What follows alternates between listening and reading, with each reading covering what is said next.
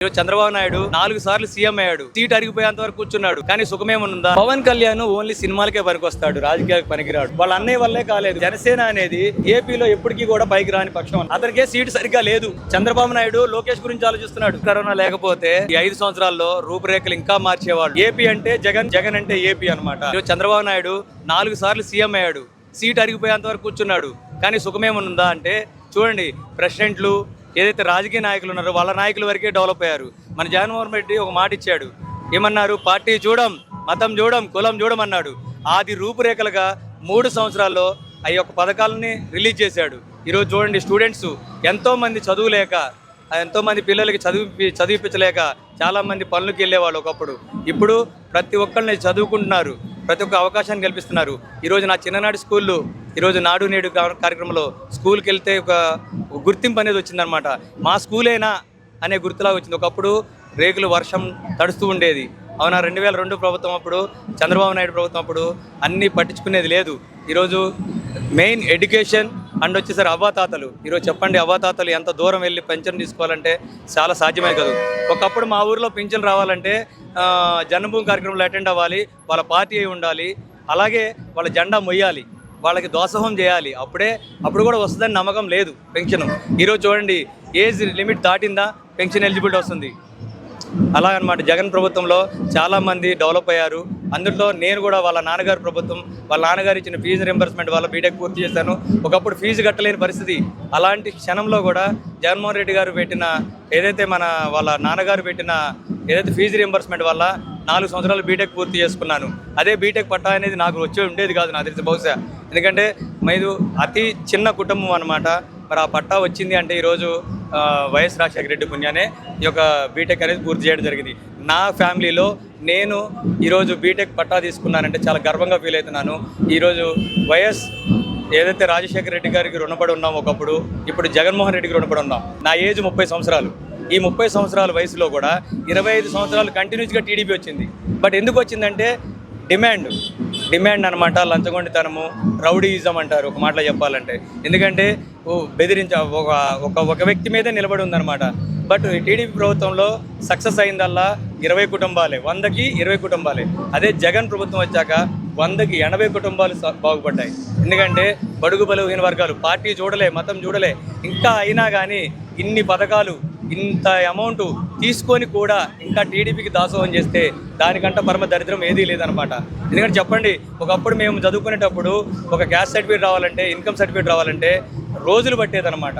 కానీ ఏ రోజు కూడా అది వచ్చేంత వరకు కూడా ఎన్ని లంచాలు అయ్యాయో, అంతమందికి నమస్కారం చేయాలి, మా యొక్క పేరెంట్స్ని యొక్క కూలి కూడా వదిలేసి మాతో పాటు తిరగాల్సిన సందర్భం ఏర్పడేది.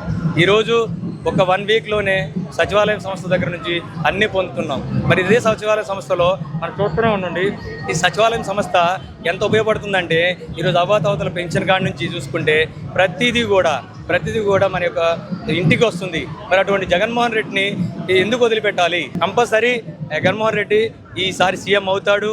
మళ్ళీ నారున్న 5 సంవత్సరాల్లో రూపురేఖలు 100% మారుతాడు. పర్మనెంట్ ఎమ్మెల్యే అవుతాడు అనమాట.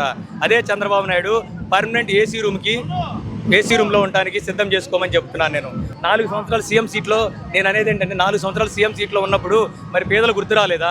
పేదల పిల్లలు పుట్టుకోవడానికి కూడా ఆయన అర్హుడే. పేదలకి పిల్లలను కూడా ఎత్తుకోలేకపోతున్నాడు. కొన్ని సోషల్ మీడియాలో చూడండి మీరు. అదే జగన్మోహన్ రెడ్డి చూడండి, ఈరోజు ఎంతమంది జనం కోసం జగన్ కోసం జనం అనమాట. మరి ఇంత ఎండలో కూడా ఆయన కోసం ఇంత సాహసం చేస్తున్నారంటే కేవలం విద్యార్థులు, పెద్దలు, ప్రతి ఒక్క నియోజకవర్గంలో కూడా ఎవరో తోచినంత వాళ్ళు సహకారం చేసి 100% జగన్మోహన్ రెడ్డిని గెలిపించాలి.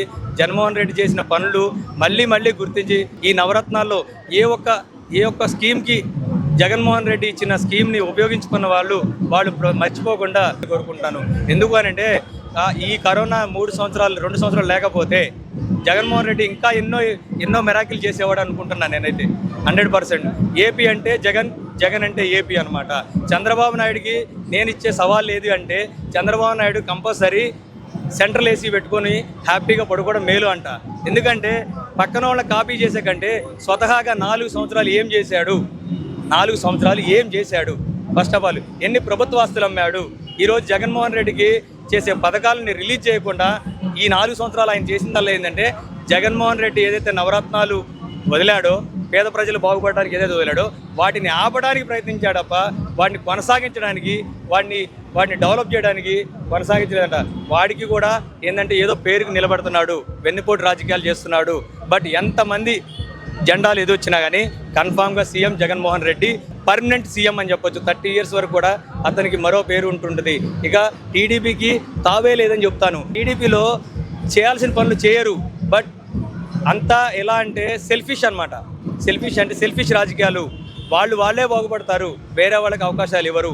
టీడీపీ జెండా మోసిన వాడికి టీడీపీ న్యాయం జరుగుతుంది, లేదంటే వాడికి న్యాయం జరగదు. అదే వైఎస్ఆర్ ప్రభుత్వంలో ఎటువంటి ఎలిజిబిలిటీ ఉన్నా ఇస్తున్నారు. ఈరోజు చూస్తున్నాను చాలామంది ఓసీ, బీసీ, ఎస్సీ, ఎస్టీ ప్రతి ఒక్క కులస్తులకు కూడా ఒక కులం చూడకుండా, ఒక మతం చూడకుండా అతనికి ఎలిజిబిలిటీ ఉంటే ఈ యొక్క పథకాలు ప్రతి ఒక్కరికి ఎలిజిబుల్ ఇస్తున్నారు.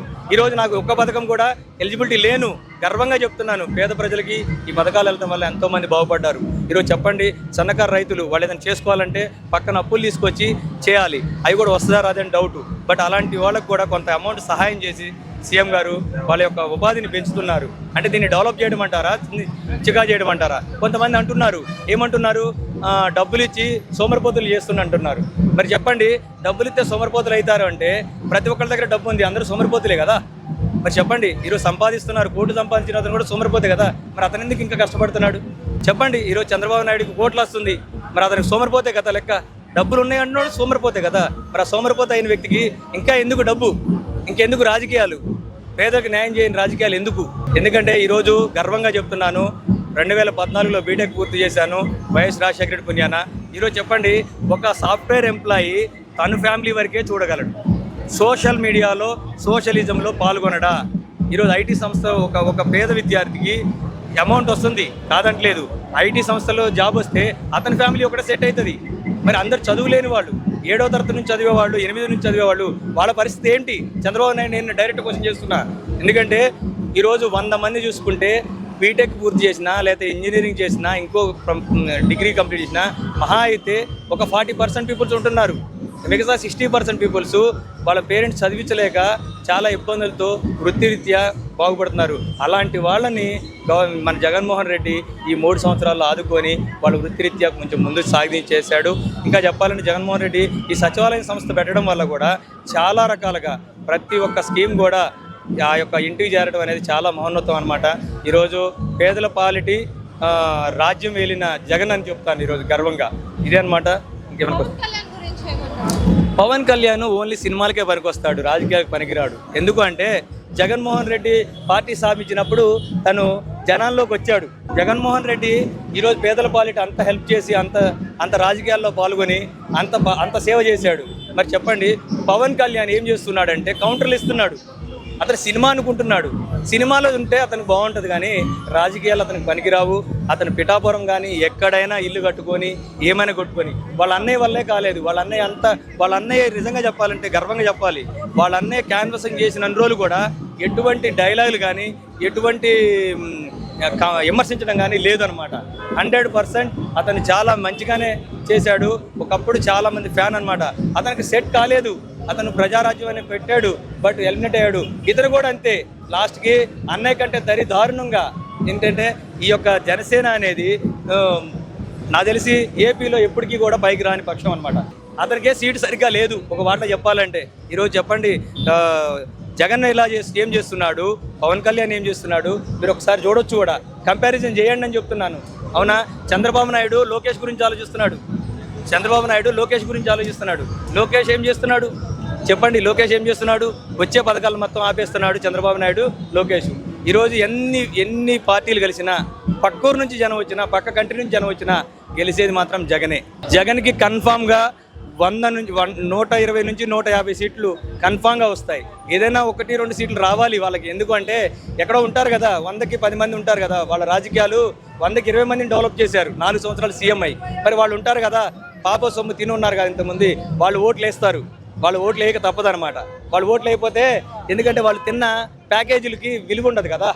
జగన్మోహన్ రెడ్డి ఇచ్చిన ప్యాకేజీ కంటే వాళ్ళు ఇచ్చిన ప్యాకేజీ అంటే ఒక 80 మంది తినాల్సిన ప్యాకేజీ ఆ 20 మంది తిన్నారు కాబట్టి వాళ్ళు ఎప్పుడు అదే దాంట్లో బతకాలన్నమాట.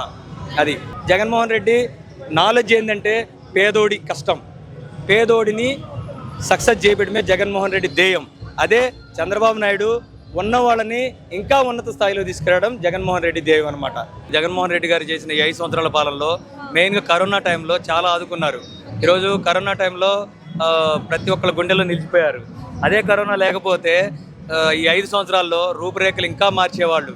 కరోనా ఒక 2 సంవత్సరాలు రావడం వల్ల ఈ ఉన్న కొద్ది టైంలో కూడా 3 సంవత్సరాల టైంలో కూడా మాట ఇచ్చిన మడం దప్పను అన్నాడు. ఆ మాట ఇచ్చిన మడం దప్పను అనే పదానికి మారుపేరుగా ఉన్న తక్కువ టైంలో కూడా అన్ని పథకాలు రిలీజ్ చేశాడు.